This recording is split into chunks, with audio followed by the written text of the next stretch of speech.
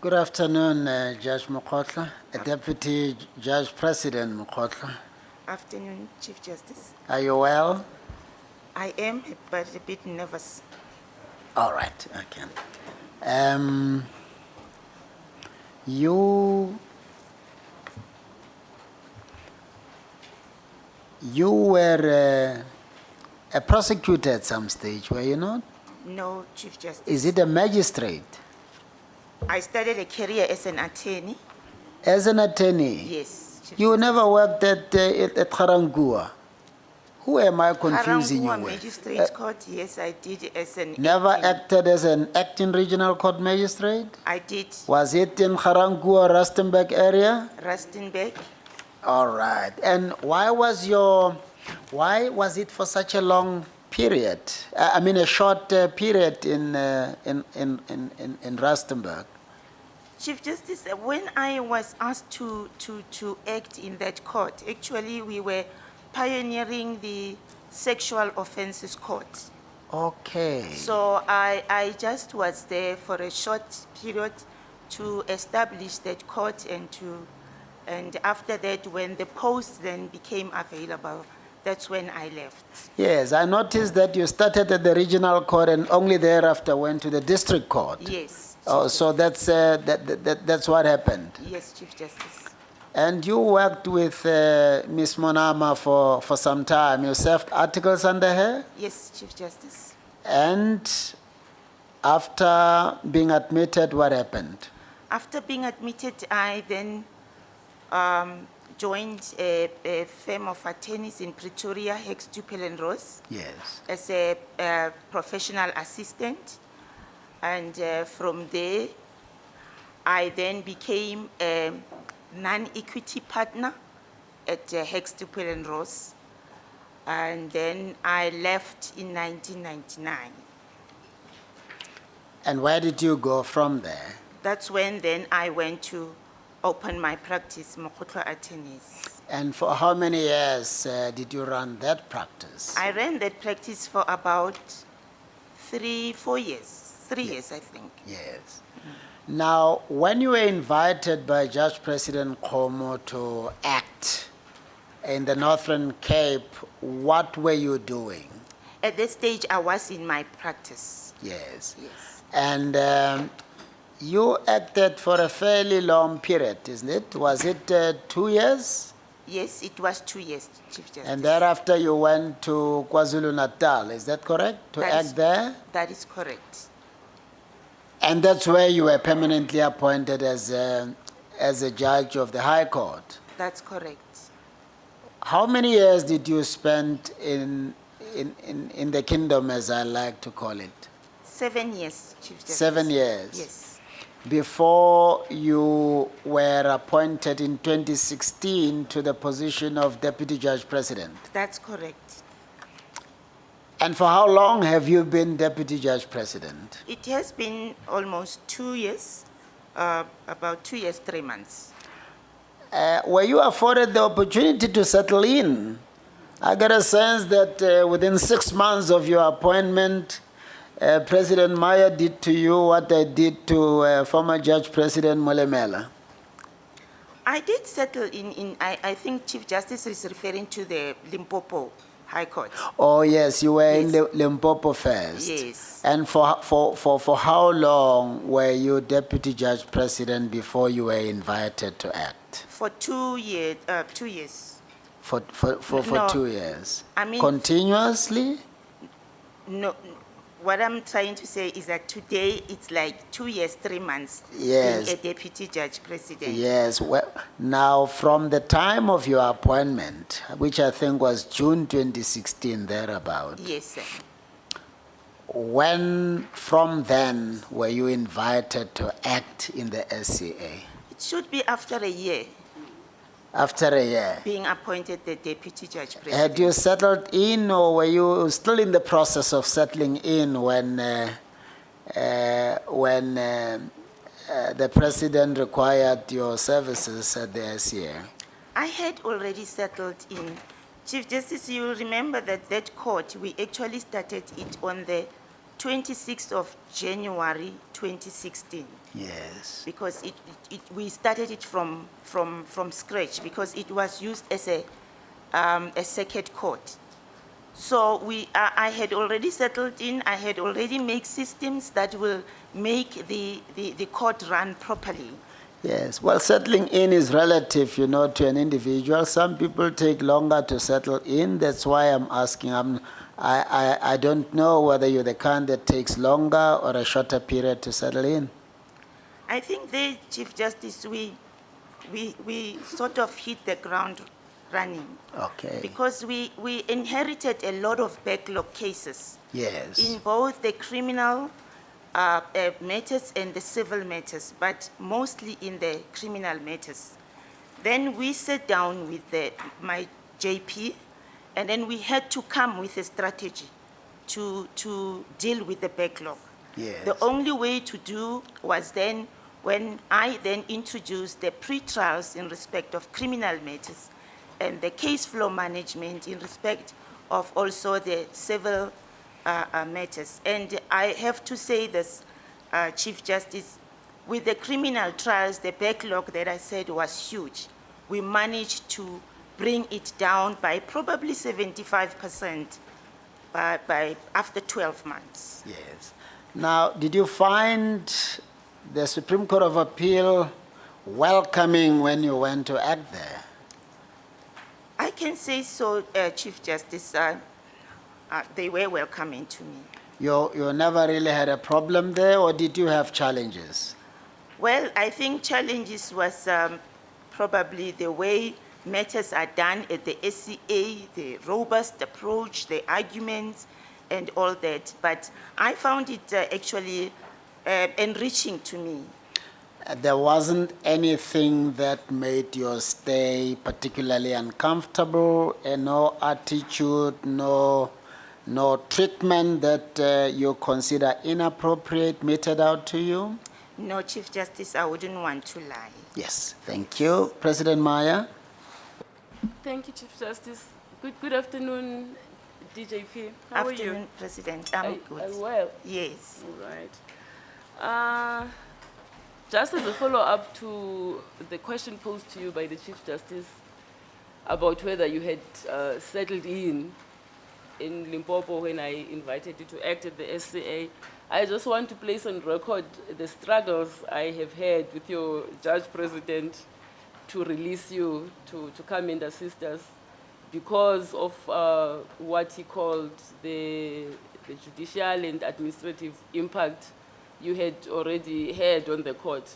In simple terms, he said he could not do without you, and it took some doing to get him to finally release you. So I think it would be safe to say from JP Mokgohloa's own words that you have done very well in that division, and I actually feel very guilty for having wrested you away from them. Now, let me just start with this.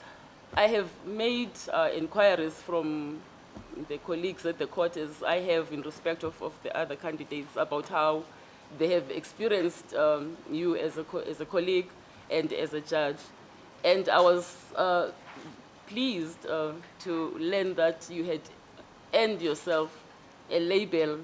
You are described as a sensible, diligent, and meticulous judge.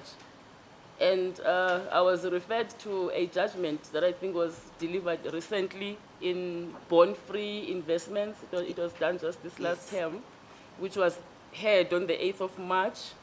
And within a week, in an extremely busy court term, you had already produced a very nice, crisp draft, which hardly needed any tweaking by your colleagues.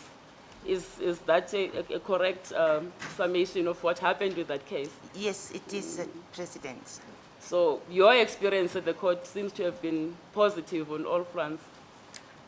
I think, yes, actually, that's what I said. I never had any difficulty with anybody at the SCA. All right. Okay. Thank you, Chief Justice.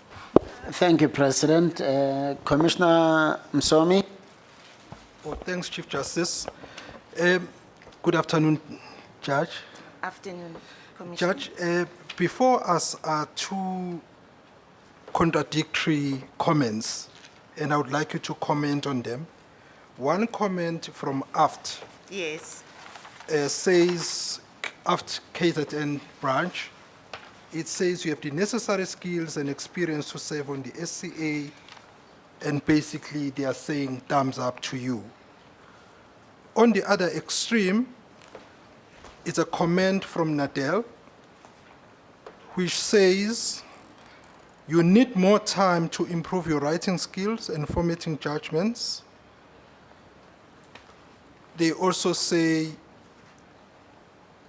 they are not at this stage able to support your ascendancy to the SCA. What is your comment? Thank you, Commissioner.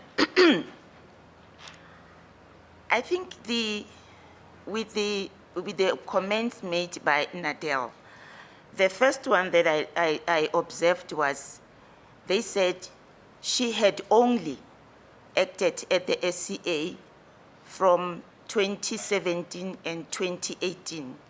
I'm not sure whether they say the acting stint was short, but I can say that I have acted more than a year and I'm still acting at the SCA. Coming to the judgments, I think the President have just said something now, that I have written a judgment within a week or two, and which was acceptable to my colleagues. But again, I think other law bodies has referred to my judgment, and in particular, if I remember, I think the GCB, they have interrogated my judgments, and they never said anything negative about it. So all that I can say is that I do not agree with their comments, because I am of the view that I have acted enough at the SCA, and I am ready to be recommended to the SCA. Thanks, Judge. One other letter that has come to the fore is a letter dated the 1st of April 2019 from a law firm, TF Ngobeni Incorporated, which is written on behalf of their client, a Ms. Thembi Masanganyi. I'm just going to quote paragraph 3. It reads thus: it is our client's submission that Judge F.E. Mokgohloa is not fit to be elevated to the High Court like SCA, in that she has no sense of justice and knowledge of the law, in that she has denied our client's minor child a right to a fair justice, and then they go on. Are you able to comment on that criticism or that strong objection from Masanganyi, represented by TF Ngobeni Incorporated? Commissioner, I'm not sure whether I should go deep into that matter of Masanganyi, because as they have said that it is pending at the SCA. But what if I am allowed to go into that, is this matter actually related to an RAF claim, and where counsel gave me a settlement agreement so that I can make it an order of court. I was not satisfied with that settlement, and I refused to make it an order of court. And that's where the dispute started. But I am of the view that courts can not only rubber stamp what the parties have agreed. And once I make that settlement an order of court, it becomes my order, and I have to be accountable to that. Thank you so much, Chief Justice. Thank you, Commissioner Msomi. Commissioner Norman?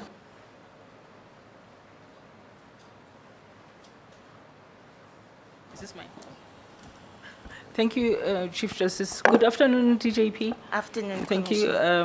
Must declare that I know you well from KZN. Yes, we know each other very well. Yes, thank you.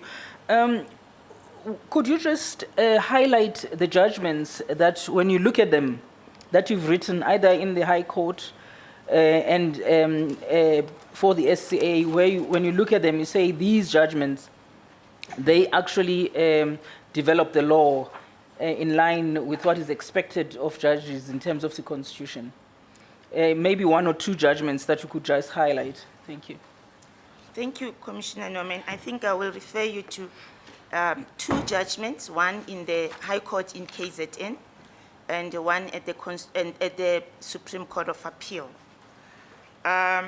This one, it's the matter where actually I found that spouses that are married in terms of Muslim law, they should be regarded as spouse in civil marriage as far as relate to the maintenance pending the divorce. I think this was the first judgment in KZN where I had to rule in favor of the spouse who asked for maintenance. But now the other party says that entitlement, she is not entitled to that because the marriage that she entered into was not regarded as a civil marriage in South Africa. So I said that she is entitled to maintenance pending the divorce, and I said that that actually came from the husband's obligation to maintain the wife and the children. Thank you. The second one, it's what I wrote at the SCA that related to the distribution of school workbooks. That matter actually it was a tender that was awarded to a particular company. Then I found that the tender was actually invalid, or it was invalidly awarded to that company. But I took into consideration the basic rights of those children for education and also their right to be supplied with school books. And even though I declared the tender invalid, but I suspended the invalidity until the department were able to find. Actually, I ordered that they must go back and appoint the new BEC and BAC to deal with the awarding of the tender. Thank you. Thank you, Chief Justice. Thank you. Thank you, Commissioner Norman. Commissioner Nokesi. Chief Justice. Just two quick questions. Firstly, let me commend you on the issue of the settlement agreement which you refused to sign, because there is a tendency where some judges, without looking onto that settlement, somebody simply sign. I mean, that is good. But the question now that I want, I'm stealing it from Commissioner Msomi. What is your judicial philosophy? Are you a positive judge, transformation, conservative? Am I a conservative or a what? An activist? I think that from especially the two judgments that I have referred when I was asked questions, it shows that I am a judge that actually is very pro to judicial activism. I believe that you were part of the panel of the judges in the Mandela judgment by the SCA, where they have to interrogate the question of undue delay and all. I mean, what I find interesting was that in that judgment, the SCA conclude that the appellant in that case had strong prospects on the merits, but because of delays and other things, they could not conclude. What would it not have been a case of activism by the court to deal with the issue of undue delay insofar as the rights that are defined into the case and the issues that arise to the matter? Thank you very much. Commissioner, I'm trying to quickly remember what was happening in that matter, but I can say to you that the delay, we found the delay to be undue. It's true, and we found that so many things have happened in between, you know, and that is why that delay, we couldn't condone it.